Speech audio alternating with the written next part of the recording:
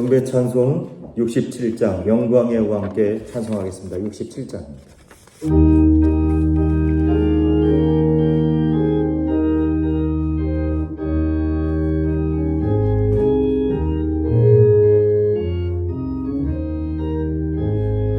영광의 왕께 다 경배하며 그 크신 사랑을 찬송하라. 이부터 영원히 잠잠되시니 그 영광의 주를 다 찬송하라.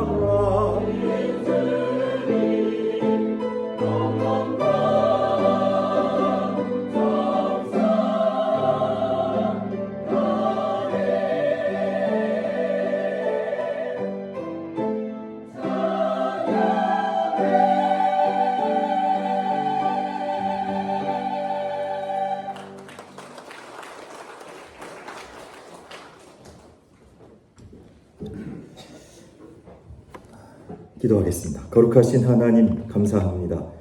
복된 날 주의 전으로 인도해 주시고 말씀 가운데 있게 하시니 주여 우리에게 성령의 능력과 권세를 부어주셔서 말씀이 깨달아지고 하나님의 은혜를 충만히 누리게 하옵소서. 때로 지치고 어렵지만 빛으로 인도하시고 선한 길로 인도하여 주셔서 길 잃지 않고 헤매지 않도록 도우시는 성령님, 우리를 끝까지 하나님의 나라에 이르기까지, 구원에 이르기까지 우리를 도와 주시옵소서. 예수 그리스도의 이름으로 기도합니다. 아멘. 주님께서 평화 주시기를 바랍니다. 칠판이 보이시죠? 이 그림 보시면 이 동영상인데 소리가 안 나와서 그래서 제가 설명을 드리도록 하겠습니다. 뒤에 계신 분이 이제 파라과이에서 오신 분이에요. 파라과이 들어보셨어요? 파라과이? 그런 나라가 있어요, 남미에. 그 다음에 이분도 파라과이에서 오신 분이에요. 이분은 영화 미션에 나오는 인디안들 과라니라고 하는 족속을 섬기시는 분입니다. 과라니족처럼 생겼죠? 생김새도. 네. 그리고 이분은 칠레에서 오신 분이고요. 이분은 아르헨티나에 계신 분이고, 이분은 이제 아르헨티나의 빈민들을 섬기시는 분입니다. 그 다음에 이분도 아르헨티나의 어린 아이들을 섬기시고 계시는데, 제가 이분들이 지나간 한 일주일 전쯤에 우리 교회에 여기 오셔서 찬송하고 기도하고 가셨어요.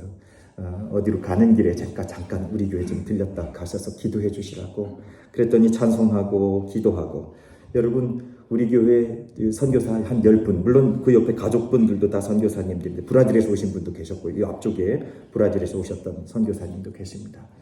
이렇게 많은 선교사들이 우리 교회 한꺼번에 들어온 적이 있었다 없었다? 처음이다. 그러면서 선교사님들이 우리 교회에서 찬송하고 기도하고 그러면서 하시는 말씀이요, 우리 교회 그대로 남미로 다 들고 가고 싶대요.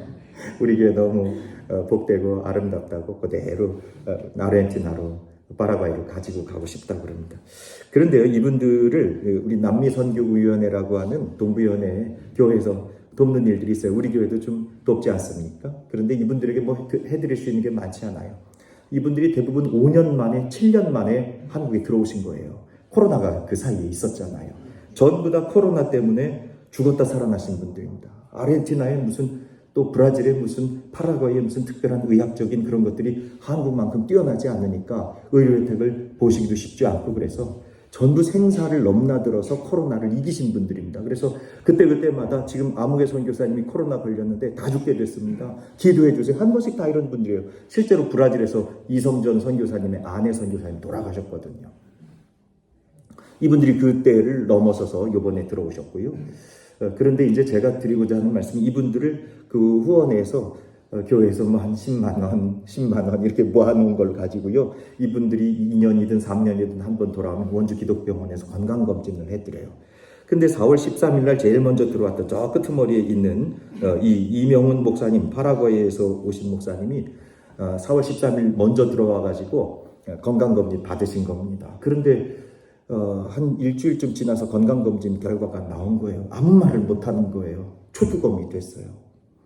그러면서 간신히 말을 하는데 젊은 분이에요. 40대 중반 지나갔었는데 전립선암이 왔습니다. 그러는 거예요. 전립선암이. 그리고 콩팥에는 누룩이 생겼고 심장은 다시 검사해야 된다. 그러니까 모든 기능이 다 망가졌다는 진단을 받은 거죠. 그래서 제가 그랬어요. 전립선암은 순식간에 사라질 것이고 이 콩팥에 있었던 것도 녹아질 것이고 심장은 다시 검사하지 않아도 될 줄로 믿습니다. 담대하게 선포했어요. 그리고 이틀 만에 이제 이 선교사님하고 다시 이제 전화를 하면서 우리 다시 한번 확인해 보자. 필요한 게 뭐냐? 조직 검사를 해야 되냐? 아니면 무슨 사진을 다시 찍어야 되냐? 그런 일들을 위해서 도울 수 있는 대로 돕겠다. 그러니까 한번 우리 같이 기도하면서 해보자. 그러고서 원주 기독병원을 가게 됐어요. 그런데 놀랍게도 그 담당 의사 선생님이 이거 뭐가 잘못됐는데요. 카드가 잘못된 거예요. 젊은 목사님이 이런 병이 있을 수가 없는데, 그리고 멀리서 선교하시는 선교사님이 이런 병이 있으면 어떡합니까? 이거 카드가 잘못됐습니다. 할렐루야. 그러면서 이분이 다시 살아나셔가지고 저한테 전화를 해요. 목사님, 카드가 잘못됐대요. 카드가 잘못됐대요. 여러분, 카드가 잘못된 걸까요? 하나님이 고쳐주신 걸까요? 여러분들이 알아서 믿으시기를 바랍니다. 여러분, 담대하시기를 주의 이름으로 축복합니다. 기도해 주세요. 정말 이분들이 또 우리 주변에 귀한 또 역사들을 이루어가고 찬송하고 위에서 기도하고 주의 복음을 위해서 애쓰고 계십니다. 여러분 얼마나 놀랍고 귀해요. 이 목사님이요, 이명훈 목사님. 네, 이렇게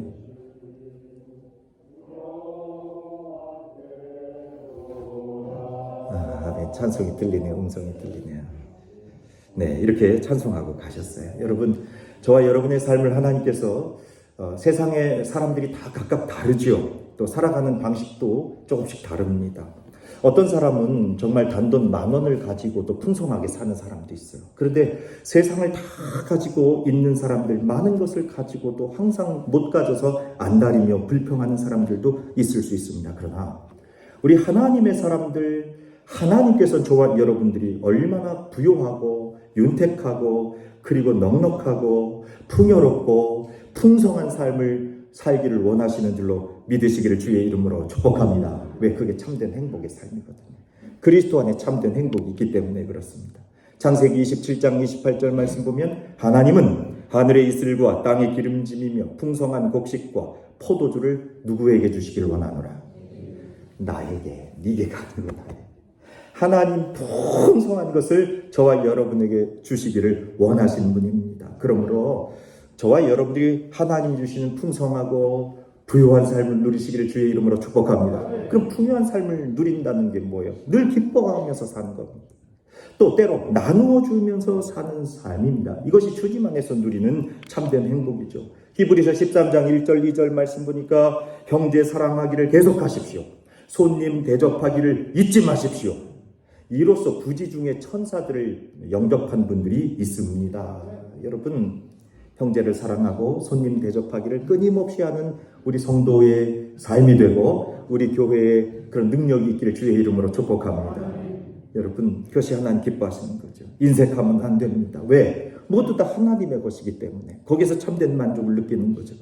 그래서 우리 육신의 아버지도 저와 여러분 가운데 늘 넉넉하게 부유하게 풍성하게 아름답게 살기를 원하시는 거 아니겠어요? 그렇다면 마치 우리 하나님, 정말 영적인 아버지이신 하나님은 저와 여러분들이 질고와 고난 속에서 살기를 결코 원치 않습니다. 그런데요, 우리 인생들이 질고와 고난 속에 들어간 이유가 있습니다. 왜 그러냐면 사람들 안에 뭐가 들어왔기 때문에 그래요.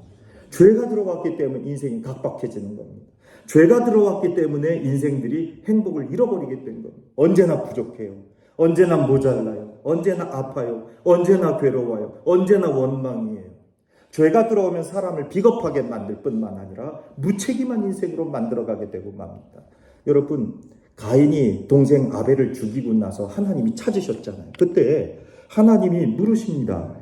내 아우 아벨이 어디 있냐? 창세기 4장 9절 말씀입니다. 그랬더니 가인이 하는 말이 이르되 내가 알지 못하나이다. 내가 내 아우를 지키는 자입니까? 무책임하죠. 사람을 죽여놓고 잔인하게 죽여놓고 책임지지 않습니다. 회피합니다. 비겁해집니다. 왜? 인생 가운데 뭐가 들어왔기 때문에? 죄가 들어왔기 때문에. 죽인 건 죄의 결과일 뿐입니다. 인생이 이렇게 죄 때문에 인생 고독해지는 거죠. 외로워지는 겁니다. 그러나 풍성함의 근원이신 하나님이 저와 여러분 안에 있게 될 때, 저와 여러분들 죄를 이기게 되고 참된 행복으로 나아가는 줄로 믿으시기를 바랍니다. 여러분, 죄는 언제나 우리를 불평하게 하고 원망하게 하고 부정적인 생각을 만들어 가버리고 맙니다. 그런데 하나님께서는 저와 여러분들이 다시 풍성한 삶을 살 수 있는 놀라운 진리, 참된 행복을 누리면서 살 수 있는 진리를 선물해 주셨단 말입니다. 오직 예수 그리스도만 저와 여러분들을 부유하게 하고 넉넉하게 하고 풍성하게 하고 참된 행복 가운데 거하게 하시는 우리의 주님이심을 믿으시기를 바랍니다. 요한복음 10장 10절의 말씀에 보니까 도둑이 오는 것은 도둑질하고 죽이고 멸망시키려는 것뿐이다. 세상에는 도둑이고 모두 멸망시키려는 것밖에 없다는 것입니다. 그러나 예수 그리스도께서 내가 온 것은 양으로 생명을 얻게 하고 더 풍성히 얻게 하려 함이라. 할렐루야. 더 풍성히 얻게 하려는 것이라는 겁니다. 더 풍성히. 사랑하는 여러분, 이 풍성하게 하신 더 놀라운 은혜를 얻기 위해 성령님의 도우심을 만나기를 주의 이름으로 축복합니다. 성령은 참 설명하기 어려운 주제 중에 하나입니다. 성령은 성경에 여러 군데 나타납니다. 그런데 성령에 대해서 분명하게 성경이 정의해 놓은 부분은 없습니다. 물론 성령이 어떤 분이시라고 이 목사가 정의한다고 할지라도 그것은 극히 일부의 극히 부분적인 것이밖에 되지 않습니다. 성령은 우리말로 영이라고 하면서 또 히브리어는 루아흐라고 하는 것인데요. 호흡, 숨을 쉬는 거, 바람이라고 하는 뜻을 가지고 있습니다. 저와 여러분 지금 이 순간에도 뭘 쉬고 있어요? 느끼세요? 숨 쉬는 걸? 오히려 숨 쉬는 걸 안 느껴야 돼요. 숨 쉬는 게 이렇게 느껴진다면 뭐 문제가 있는 거죠. 숨 쉬는 걸 우리가 자연스럽기 때문에 전혀 느끼지 못합니다. 감각하지 못합니다. 호흡 곤란이 오기 전까지. 우리가 주 예수 그리스도를 구주로 믿고 주님이 전해주신 하나님의 참된 사랑을 온전히 받아들인 그 순간부터 성령님 마치 호흡처럼 루아, 내가 지금 숨을 쉬는 것처럼 성령님은 내 안에 호흡으로, 내 안에 바람으로, 내 안에 숨으로, 내 안에 영으로 이미 계신 줄로 믿으시기를 주의 이름으로 부탁을 드립니다. 예수님을 믿어 거듭난 그 순간부터, 내가 예수 그리스도를 믿기로 작정한 그 순간부터, 거듭난 그 순간부터 마치 어린아이가 어머니 뱃속에서 나와서 그전에는 탯줄로 호흡했지만 자신의 입으로 탁 터뜨리면서 호흡을 하는 것처럼 우리가 예수 그리스도를 믿는 그 순간 우리는 거듭났기 때문에 이제 육신으로만 호흡하는 것이 아니라 영으로 호흡하는 것입니다. 어머니 뱃속에 있을 땐 탯줄로 호흡했잖아요. 그런데 세상에 나와서는 입으로 탁 터뜨려 호흡하잖아요. 저와 여러분들이 거듭났잖아요. 이제 육신으로도 호흡하지만 저와 여러분이 이제 무엇으로 호흡해요? 영으로 호흡한단 말이에요. 영으로 지금 저와 여러분들이 호흡하고 있는 것이죠. 사랑하는 여러분, 그런데 우리가 숨을 쉬고 있다고 하는 사실을 잘 못 느껴요. 그런 것처럼 하나님의 영이 우리 가운데 거한다고 하는 사실을 날마다 체험하며 느끼는 것은 아닙니다. 그렇지만 성령님이 내 안에 계시고 성령님이 나와 함께 호흡하시고 성령님이 내 안에서 바람과 같이 역사하고 계신다고 하는 사실을 늘 확신하며 늘 감각하며 영적인 예민함을 가지고 살아가게 될 때 저와 여러분들의 삶은 놀라운 변화가 일어나게 돼요. 분명한 변화가 일어나게 됩니다.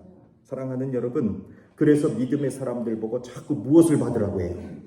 성령 받으라 그러는 거예요. 물론 성령 받는다고 하는 것은 내 안에 안 계시던 성령님을 받는다는 그런 뜻은 아닙니다.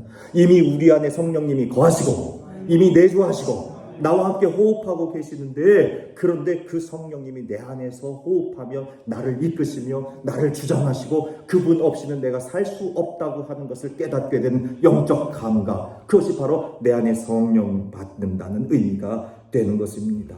여러분, 예수님의 제자들은 오순절에 마가 다락방에 모여 기도하고 있었습니다. 사실 그때까지도 제자들은 너무 두렵고 그리고 어떤 인생의 목표와 같은 그들의 공동체의 목표를 잃어버리게 되고 말았습니다. 근데 기도하던 중에 그들 안에 무엇이 임했어요? 성령이 불같이 임했단 말입니다. 성령이 임하게 되니까 나타난 현상들이 있었습니다. 모든 사람들이 각각 다른 언어로 이야기하기 시작합니다. 그런데 서로 다른 나라 언어로 말을 하기도 했지만 또한 다 그것을 뭐 할 수가 있었어요? 알아들을 수도 있었습니다. 여러분, 그때 제자들은 너무나 두려웠기 때문에 교회 문을 꼭 걸어 잠그고 그리고 그들의 삶에 어디로 가야 할지 모르고 있었습니다. 그런데 성령이 불같이 임하게 되었을 때에 그들에게 놀라운 변화가 임하기 시작하는데 죽음을 두려워하지 않은 겁니다. 죽음을 무서워하지 않았던 겁니다. 담대하게 그리스도의 복음을 증거할 수 있게 됐습니다. 예수님께서 제자들에게 이전에 성령님이 누구신지 가르쳐 주신 적이 있었어요. 요한복음 14장 16절 말씀 보니까 내가 아버지께 구하겠으니 그가 또 다른 무엇을 보혜사를 너희에게 주사 영원토록 너희와 함께 있게 하시겠다 하는 겁니다. 여러분, 여기서 보혜사라고 하는 말씀이 잘 들었습니다. 보는 보증한다. 여러분, 보험 들 때 보자예요. 해자는 은혜의 해자죠. 은혜를 받았다 하는 것입니다. 조건 없이 받았다는 것이죠. 사자는 무슨 사자예요? 선생님 사자예요. 선생님 사자. 그래서 보증하시고 은혜를 주시는 선생님, 그분이 바로 보혜사라고 하는 성령님의 이름이십니다. 성령님께서 우리에게 오시게 되면 바로 무엇인가를 보증해 주시겠죠? 뭔가를 보증해 준단 말이에요. 두 번째, 성령님이 우리에게 오시면 무엇을 또 주세요? 은혜를 주시죠. 그리고 성령님이 우리 안에 오면 자꾸 무엇을 가르쳐 주세요. 여러분, 찬송가 405장, 지금은 305장인 것 같은데, 나 같은 죄인 살리신 자, 여기 주의 놀라워 이렇게 되어 있죠. 자, 여기 한번 봐요. 나 같은 죄인, 나 같은 죄인은 하늘 갈 수 있어요, 없어요? 못 가요, 못 가. 그런데 나 같은 죄인을 깨닫게 해주시죠. 나 같은 죄인도 어디에 갈 수 있어요? 하나님의 나라에 갈 수 있다고 하는 것을 보장해 주시죠. 그것은 나를 죄로부터 살리셨다고 하는 것의 은혜를 깨닫게 하시죠. 그것을 내게 끊임없이 가르쳐 주시죠. 그러니까 보혜사 성령님이 오게 되면 내가 죄인인 것을 깊이 깨닫게 됩니다. 그럼 죄인인 것을 깊이 깨달아지면 아이고, 나 같은 죄인이 어떻게 천국에 갈 수 있어 하는 것이 아니라 나 같은 죄인도 하나님의 무엇으로? 은혜로 말미암아 천국에 들어갈 수 있다고 하는 것을 가르쳐 주시고 깨닫게 해주시는 것. 이게 바로 누가 하시는 일이에요? 할렐루야. 그래서 부유해지고 그래서 넉넉해지고 그래서 풍성해진단 말이에요. 그게 바로 보혜사이십니다. 그러므로 성령의 사람들은 자신이 얼마나 죄인인가를 깨달아요. 자신의 죄의 깊이를 깨닫는단 말입니다. 죄의 깊이를 깨달으면 깨달을수록 깨닫는 게 있는데 우리 안에 죄가 더한 것이 깨달아질수록 저와 여러분 가운데 뭐가 깨달아지는 거예요? 은혜가 깨달아지죠. 은혜가. 그래서 바울 사도가 그러잖아요. 죄의 깊이가 깊어진다고 은혜가 깊어진다고 죄를 더할 수 있겠느냐? 그러지는 마라. 죄를 많이 지면 뭘 많이 받아요? 은혜를 많이. 그러니까 나가서 죄 지십시오 이러면 돼요, 안 돼요? 안 된단 말이에요. 그럴 건 아니다. 성령께서 저와 여러분 가운데 죄를 깨닫게 하시고 그러나 죄를 이기게 하신 하나님의 은혜를 가르쳐 주시니 그게 바로 성령님, 저와 여러분 가운데 있는 십자가의 사랑, 하나님의 은혜, 그것이 저와 여러분 가운데 믿음으로 누려지게 되기를 주의 이름으로 축복합니다. 그래서 요한복음 16장 8절에 그 성령님이 오셔서 우리에게 하시는 일, 뭐에 대해서 깨닫게 하신단 말이에요? 성령님께서 죄에 대해 깨닫게 하신다. 또 무엇에 대해 깨닫게 했어요? 죄를 멸하시는 은혜, 의에 대해서 깨닫게 하시죠. 그리고 마침내 심판을 받지만 저와 여러분 그 심판의 날이 하나님의 천국에 이르는 날이 되는 줄로 믿으시길 바랍니다. 그러니까 성령님은 우리에게 죄에 대해, 의에 대해, 심판에 대해 깨닫게, 나의 죄의 깊이를 알게 하시고 나를 구원하신 은혜를 깨닫게 하시고 그래서 그것을 보장해 주시고 은혜를 따라 끊임없이 가르쳐 주시는 분, 그분이 성령님이시란 말이에요. 그래서 그 성령님이 내게 들어오면 나는 위로를 받게 되고 용기를 얻게 된단 말이에요. 오순절에 바로 그와 같이 성령의 불같은 역사하심을 경험했던 이 그리스도의 제자들의 모습에서 달라지는 거 있다고 한다면 그들 안에 성령님이 들어오시니까 놀라운 용기가 일어나게 됩니다. 여러분, 성령님이 들어오셔서 죄가 깨달아지고 그리고 죄사함의 은총이 깨달아지게 되고 하나님 나라 자녀가 된 줄로 믿으시기를 주의 이름으로 부탁드립니다. 그럼 우리에게 뭐가 생겨요? 용기가 생겨요. 위로가 일어난단 말입니다. 요한복음 14장 17절 말씀, 그 성령님은 무슨 영이라고 했어요? 진리의 영이라. 여러분, 진리가 성도들 안에 들어오게 되니까 그 진리를 품고 있을 수가 없는 겁니다. 나가서 진리를 전해야 되는 겁니다.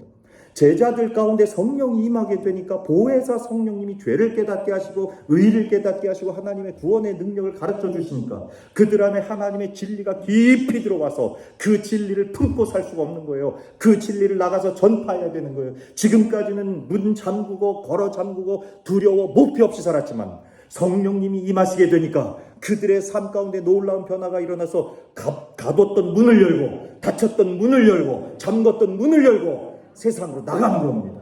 진리를 전하기 위해서 나간다는 말이에요. 사랑하는 여러분, 원래 제자들은 진리를 이미 받았던 사람들입니다. 그런데 그 진리를 가진 사람들을 품고 있는 것이 아니라 성령님이 오시게 되니까 진리를 들고 바깥으로 나갔다는 말이에요. 담대하게 나갔다는 말입니다. 옥에 갇혔습니다. 고문당했습니다. 매 맞았습니다. 멸시당했습니다. 심지어는 죽기까지 했습니다. 그런데 그들은 그것을 결코 불행하다고 생각하지 않았어요. 오히려 진리를 전할 수 있는 것을 기뻐하고 순교의 자리로 나아갈 때 담대하게 나아갔습니다. 여러분, 사도 바울께서 빌립보 교회 성도들을 칭찬해요. 형제 중 다수가, 형제 중에 많은 사람들이 내가 뭐함으로 말미암아.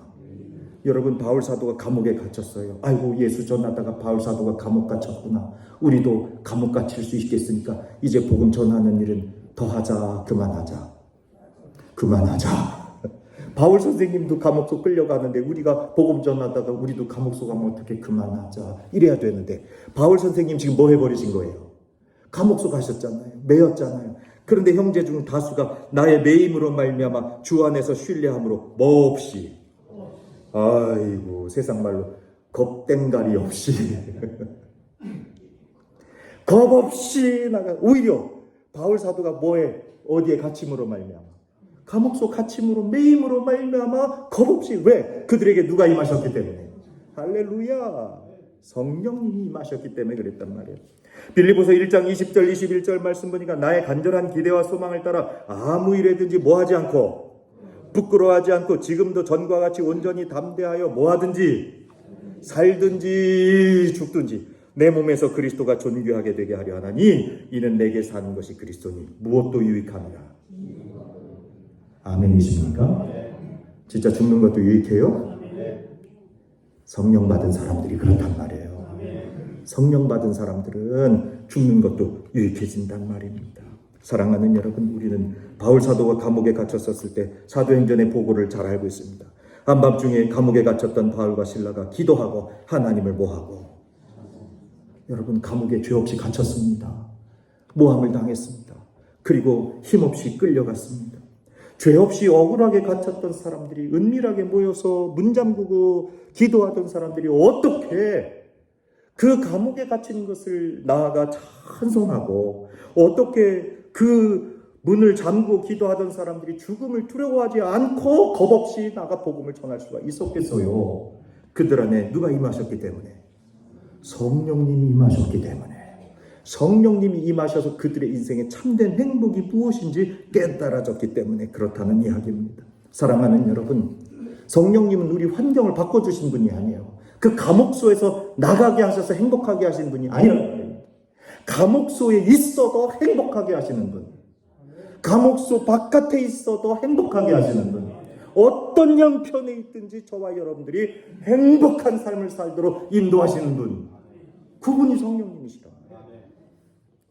저와 여러분 가운데 이와 같이 내 심령 안에, 내 내면에서 성령님 주장하심으로 어떤 환경에 있어도 행복하고, 어떤 환경에 있어도 용기가 있고, 어떤 환경에 있어서도 부유하고 풍성한 주의 은혜를 누리시기를 주의 이름으로 부탁드립니다. 바울 사도의 이 고백은 놀랐습니다.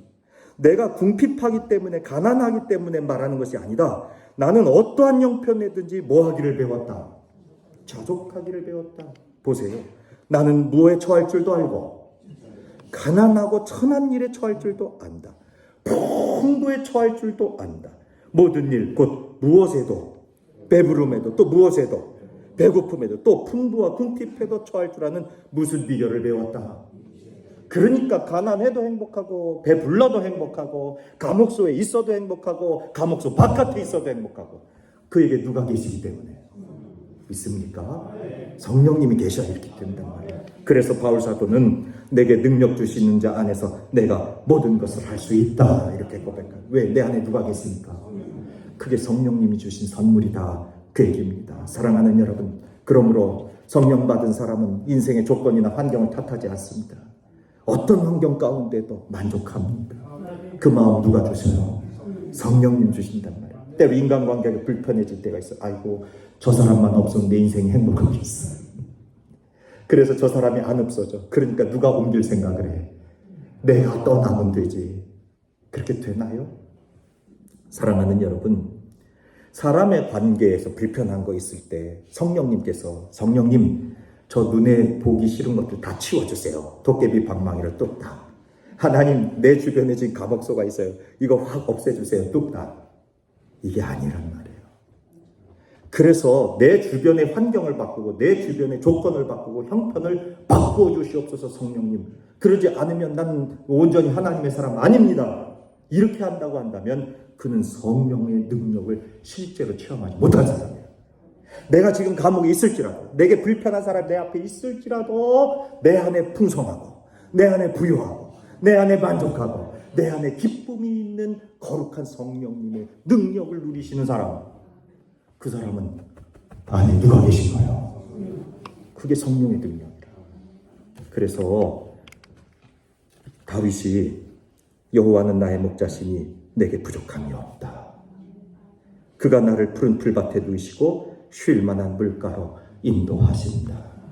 사랑하는 여러분, 성령님이 주신 이 놀라운 선물, 어제 전립선 암 판정을 받았다가 다 죽어가고 그 한 2, 3일 지나가지고 아이고 이게 잘못됐습니다 할렐루야 이러는 것이 아니라 우리의 어떤 형편과 삶 가운데서도 우리에게 가장 선한 것을 역사하시고 도우시는 하나님, 그 하나님이 저와 여러분의 하나님, 그 성령님이 저와 여러분에서 역사하여 주시기를 주의 이름으로 축원합니다. 거룩하신 하나님 감사합니다. 복된 날 주의 은혜 가운데 성전으로 불러주셔서 감사합니다. 우리 교회가 성령님으로 충만하게 하시니 감사합니다. 우리 성도들이 성령님으로 충만하게 하시니 감사합니다. 삶의 형편과 어떤 조건 가운데서도 용기 있게 하시고 능력 있게 하시고 위로하여 주셔서 주의 진리의 복음을 나아가 담대하게 전하며 죄는 물리치고 하나님의 자녀된 권세를 기쁨으로 넉넉하게 풍요하게 풍성하게 사는 성령의 선물의 능력자들이 되게 하옵소서. 우리 구주 예수 그리스도의 이름으로 기도합니다. 아멘.